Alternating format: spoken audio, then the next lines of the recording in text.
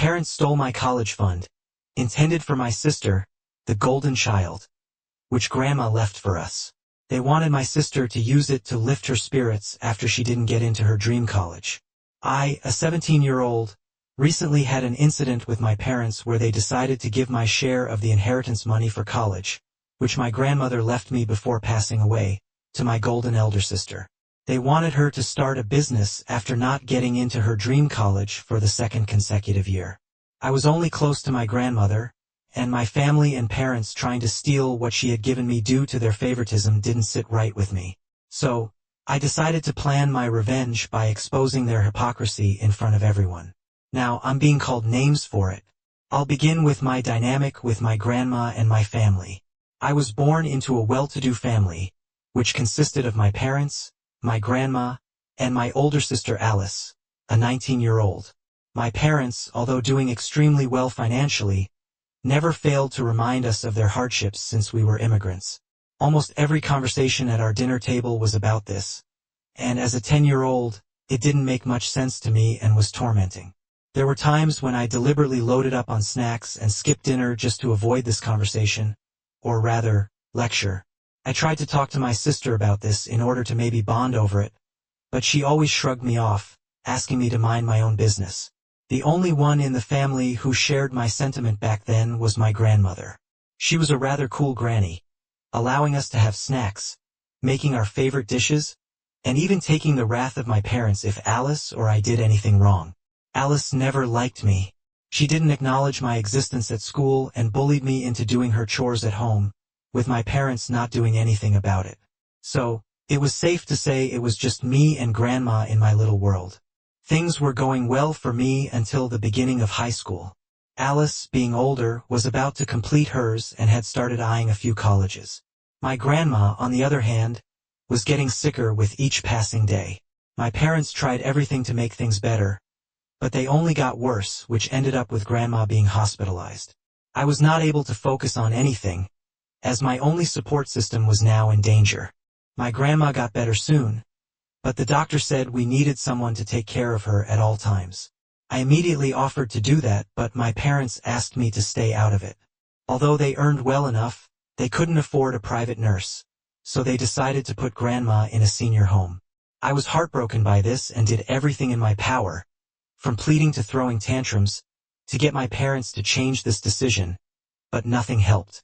Ultimately, my grandma talked to me and said that the only way she'd be okay was by not being a burden to me or my parents anymore. We both shed a few tears as I packed her stuff from our house. My parents looked oddly relieved after dropping Grandma off. I was absolutely done with them and decided not to engage with anyone at home anymore. I visited Grandma every day and stayed out most of the time, hanging out either at my friends' houses or studying at the library. I finished my dinner and went to bed before my parents came back from work. It was made clear to me on various occasions that Alice was the golden child, and I should be looking up to her chatter, which I obviously ignored. The next year was particularly hard for all of us. My grandma was getting sicker at the senior home, my mom was fired from her job, and Alice, well, she fell into the bad company of her peers and totally derailed from academics or even co-curriculars, making it hard for her to get into even a half-decent college. I, on the other hand, was thriving. My frequent visits to the library and a good peer support group paid off, and I ended up doing pretty well academically. I had selected my dream college and was sure that I was going to get in the next year. My mom, trying to be productive at home, made Alice her new project and started taking care of her academics and basically her whole life. Alice was not liking this controlling behavior, so loud screaming noises from our house were now common. Since one source of income was reduced, my parents decided it was best to bring Grandma back home as they couldn't afford the senior home anymore. No one could have been happier than me. We brought Grandma home the next day, but the ambience of our house didn't sit well with her. She got extremely sick one night, and I decided to take care of her that night. I saw a different side of her. She wasn't just my granny but also her own person, and she had achieved a lot more than what I expected. She fell asleep telling me her tales from her time and gave me her gold necklace for being such a wonderful human. The next day, my father told us that she had passed away in her sleep. A wake was organized for her a few days after her death. I was in absolute shambles, and her passing did take a toll on me, as I fell ill during that time too. My mother took care of me for a while, and then I was left on my own. I gathered whatever energy I had in me to attend her wake and made sure to wear the necklace she gave me. I was standing next to Alice at the church, who fake cried at every opportunity she got, portraying herself as holier than thou. I quietly attended to everyone, but I was done standing once Alice whispered to me that she was glad Grandma was gone. As I was about to excuse myself, I was suddenly pulled back by Alice. She tightly held my wrist and asked me where I got the necklace I was wearing. I did not want to tell her, so I asked her to mind her own business and leave me alone. She ignored what I said and pulled the necklace in an attempt to take it. My dad saw this and asked us both to step out. He asked why we were creating a scene, and Alice immediately said that I had a necklace on which she didn't get. My dad took one look at it and realized it was his mother's. But instead of defending me, he started inquiring if I had stolen that necklace from my grandmother. I was already unwell, and this shocked me even more.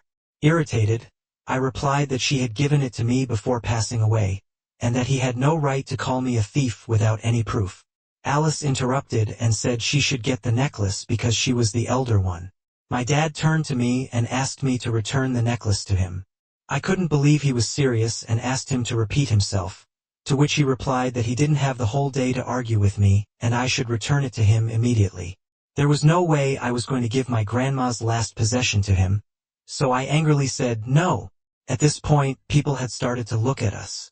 My dad, in a very hushed but stern tone, told me to either give him the necklace or leave the wake. I chose the latter and walked back home right then and there. Once they reached home from the wake, a screaming match ensued between me and the rest of my family. They called me names, assassinated my character, and went as far as to say that they wished I wasn't born. It hurt a lot, but I fought for myself and made it very clear that I was eagerly waiting for the day to leave their house and them forever. Since that day, I cut off all contact with my family. I got a part-time job and started paying for my share of the groceries and the rent. Although we lived under the same roof, it felt like I was renting a room in their house, not being involved with them. This agreed with me as I got back on track pretty quickly. Alice, on the other hand, even with my mother's help, wasn't able to score well and decided to take a gap year to travel and try again next year for her preferred university. I was surprised that my parents agreed to this because it seemed like they had been short on money for the last few months. One night, as I was going to the kitchen to get some water, I secretly heard my parents talk about the college funds my grandma had left for both me and Alice, which were in their possession until we turned 18. This college fund was being used as Alice's travel money for the gap year. I was glad I overheard this because there was a chance I wouldn't have received it at all. Being free from the financial burden of college gave me a lot of space to improve even further on my academics and co-curriculars, which I did. I was also selected as valedictorian for my graduation. My parents did show up at the graduation and acted like I was their golden child in front of everyone. I put on a mask and pretended with them for the day. The next week, I got an email from my preferred university stating that I had been accepted as a student to the course I desired. I had a long cry in my room for an hour before I went down to tell my parents about it. As soon as I reached downstairs, I saw that Alice was back from her voyage and was crying. All I had heard about her when she was away was that she had gotten into drugs and was also facing some mental issues. Seeing everyone so stressed, I realized something bad had happened, but I decided to tell them about my acceptance letter first. As soon as I was about to speak, my dad stopped me and asked me to read the room before I said anything. I asked him what was going on, and he told me that Alice had been rejected from her preferred university this year as well. I thought it wouldn't be okay to brag about my accomplishment at that point, so I went back to my room. A week passed, and I had to submit the fee to confirm my admission. So, I decided to go and talk to my parents about the college fund Grandma left me. They asked me to sit down once they heard about the college fund. They congratulated me on getting into my university of choice but didn't know what fund I was talking about. I said I heard them one night talking about it, and if they were going to lie so blatantly, I might as well seek the help of a lawyer to get my inheritance. They were taken by surprise at this and told me that they had a good reason for not telling me about the college fund. They said that since Alice was the golden child, They expected her to get in this year and hence had spent her college fund on her recreational activities. They didn't expect much from me and didn't think I would need a college fund. But now that Alice was again not selected for college, they were planning to gift her a place in funds to start her new business. For my college fund, it was unbelievable how biased my parents were acting toward my sister. I hadn't felt that alone in a very long time as I did at that moment. They could see how disappointed I was in them, and to cover their guilt, they suggested that since I was a good student, I could easily get in on a scholarship if I tried. I still couldn't believe their audacity, but I very calmly asked them to think about it again and went back to my room. Before I could open the door to my room, I could hear Alice coming towards me. I turned around and asked what she wanted. She was clearly high and began screaming at me about why I was trying to steal her money. I told her that it wasn't her money and that maybe she should live in the real world a little more. She got extremely pissed at that and pushed me against the wall. Hearing the thud, my parents came running to find me resisting Alice's attempt to hurt me. My father pulled Alice back, whereas my mother asked me if I was okay. As soon as I got up, they both took Alice to her room to talk to her and left me in the hallway with no first aid or anything. I got myself up somehow and decided to go stay at a friend's house for a safe space. The next morning, I went back home and asked my parents if they had made a final decision. They said they had, and nothing had changed since the last time we talked.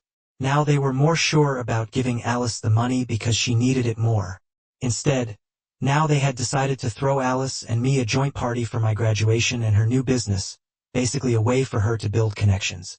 I didn't expect anything better from them, but I had a plan in mind to make this party unforgettable. I told my parents I was okay with their plan and would like to contribute by making a business introduction video for Alice. The very next moment, I found myself in Alice's room, asking her what her plan for this new business was. Her incompetence was visible in the way she described it, but I somehow made it bearable for a presentation, which she approved of. There was no thank you from her, obviously, just congratulations for making myself of some use. A week later, it was time for the big video at the party. My dad had gotten big screens and everything. A few people congratulated me on my admission, but my dad interrupted and asked everyone to pay attention to the big screen, gesturing at me to play the video. The video began with a nice message about Alice, and then played the video of her talking about her new business. This made it very clear how sure she was of the whole plan. Then, it led to a video in which I was talking to everyone, explaining how my family had been biased towards me spending my college fund on Alice's business, which she had no idea about. On seeing this, my dad ran towards the controls of the projector to stop it, but I stood in between, letting the video play. The audio recording I had secretly taped of my parents' reasons for stealing my inheritance played in the end. I called my family a bunch of entitled thieves, and the screen went blank. Everyone was now looking at me. My father and my sister Alice immediately started to cry, with my mother escorting her inside the house. My dad stood there silently until everyone realized the awkwardness of the situation and left. I couldn't have been prouder of myself and went back to my room to pack my bags. I had no plans of staying with him anymore. Before I could leave, I got a call from my cousin, telling me how my father had made a post on my wall, manipulating the whole situation and calling me the reason for his mother's death. My phone was bombarded with constant messages from all my old relatives, calling me an unchecked rebellious child. This has me reconsidering if I went too far with Alice's big reveal at the party. So, Ida for revealing the truth about my family, how they stole my college funds for my entitled sister. Update 1. I read the comments and appreciate the advice. Here are some questions I'd like to answer before going ahead. I am currently 17 years old and will be turning 18 in 2 months, when I can have direct access to the inheritance my grandma left me. A lot of you mentioned how I could contact CPS for the neglect I faced from my parents. The thing is, I don't wish to because the only way they've been absent is emotionally, for the most part. Other than this college fund, it was my parents who provided for me until I was ready to earn on my own, which was also not forced upon me. They might not have been very good parents to me, but I still believe that they're not evil. Regarding them being blind to Alice's behavior, Alice has always pretended to be the perfect child. It was only Grandma and I who knew her true side, but in front of everyone else, She has been an absolute angel until now. Whereas I have been the one who speaks for herself, so it makes sense why they would prefer her word over mine, which I am not justifying at all, but I wish things were different. A lot of you asked about what exactly was in the post that triggered so many of my relatives. So here we go. The post began with my father apologizing for whatever happened at the party. He continued by describing his struggle to raise me and the payback he had gotten. He said that I was always an ungrateful child, literally citing incidents from when I was 4 years old and couldn't even let go of humiliating him at his mother's wake. He said that I manipulated my grandma with my charm, leading to her being reckless in her health habits with me, which eventually became the cause of her death. He said he had no ill intentions of stealing the inheritance from me but thought he could help his daughter, who was in actual need of the money at that moment, and that I would have easily gotten a scholarship. He said he trusted me to understand the situation, but instead, I decided to put on a show, making him the villain. I know the post sounds like a very well-crafted sob story, which it was. It convinced a lot of my relatives to try and bring me to the right path by calling me names and giving lectures. It's funny how he admitted everything about his mother being thrown into a senior home and his frequent baseless accusations against me, but I decided not to respond to him in his way. After getting my head in the right space, I left my house with my father hurling abuses at me for ruining the family name and my sister screaming at the top of her lungs, like a toddler on seeing me. I have considered the suggestion of consulting a lawyer with my maternal aunt, who is the only one supporting me through this rift with my family. Update 2. I am writing this update 2 weeks after the last one. I called the University Admissions Board, explained to them my situation, and asked them if I could apply for a scholarship until this was settled, due to my excellent record so far. They've approved my scholarship, and I will be moving to another city to attend college by the end of this month. 2 days after I left home, I saw a missed call from Alice. I called back, thinking it must be some emergency because she never calls me. She picked up the second time and asked if we both could talk in private somewhere away from home. I said I'd think about it and text her. I thought, what could be the harm in meeting her? So we decided to meet at a cafe behind our school at 5. I reached and saw her sitting with a few friends. I waved my hand at her, and she asked me to join their table. I was a bit surprised, thinking it was supposed to be private, but I asked her why she wanted to see me. She asked if I could give her my inheritance willingly in exchange for something. I asked her to be clear, and she slid the papers to our house, signed by our parents. As soon as I realized what they were, I gave them back to her and inquired about how she got them signed. She said the day I left, both my parents got drunk to handle the pressure, and that's when she got them signed. I quickly took a picture and asked her to think of the consequences for all of us, since this wasn't just wrong, but illegal. She called me a bad word for a coward, which was followed by her friends calling me names as well. I got up and left. I went back to my aunt's house and told her everything. She suggested we take action quickly for this not to go out of hand. Also, by then, I had been getting a lot of unnecessary calls redirected from my dad's post, so I decided to change my number altogether. The very next day, we went to a lawyer and explained the whole situation, including the house papers my sister had possession of. He suggested that we should consider settling it out of court since I was about to turn 18 and would have control of the inheritance anyway. I called my father right then and asked him to show me Grandma's will. At first, he denied it, but he quickly changed his tone when I mentioned the legal route. He said he was ready to settle it out of court and would contact my lawyer as soon as he got in touch with his. I agreed and cut the call. Update 3. I am writing this update the morning after meeting my family again. So, my father's lawyer contacted my lawyer and set a date to meet at their office. As soon as I reached the office with my aunt, I could see my parents sitting, making disappointed faces at me, with my sister sitting quietly and honestly looking scared, because she knew I was about to reveal her secret. This was when I got to read the will for the first time. It said that the money Grandma was leaving me and Alice could be used by our parents only for our necessities, if it came to that. And if not, it would be transferred in full to us on our 18th birthdays. I realized there was no way for my parents to get my college fund. For my sister and I asked them how they were planning to do so. They said they would have taken a knock for me in writing to transfer my funds to my sister because I didn't need them, I felt so bad for myself that I started to cry. My aunt calmed me down and asked me to focus on what was going on. It was settled that I was going to get the money from the inheritance next month. I could see my parents didn't care about me at all, but I still wanted to do right by them. So, I showed them the pictures of the house, papers Alice had offered me the other day. They were confused at first, but their emotions quickly changed to anger when they heard what Alice had done. They left with her immediately, and I was given a copy of Grandma's will to read in full. My aunt took me to get ice cream as a celebration of my win, and it was the first time in a very long time that I felt this free. That night, while reading the will, I realized my grandma had left some money for charity, which my parents had sole access to. The amount in my inheritance and college fund was way more than my entire course fee, almost 3 times. She had also left me a box kept in her bed, and she wanted me to take care of it.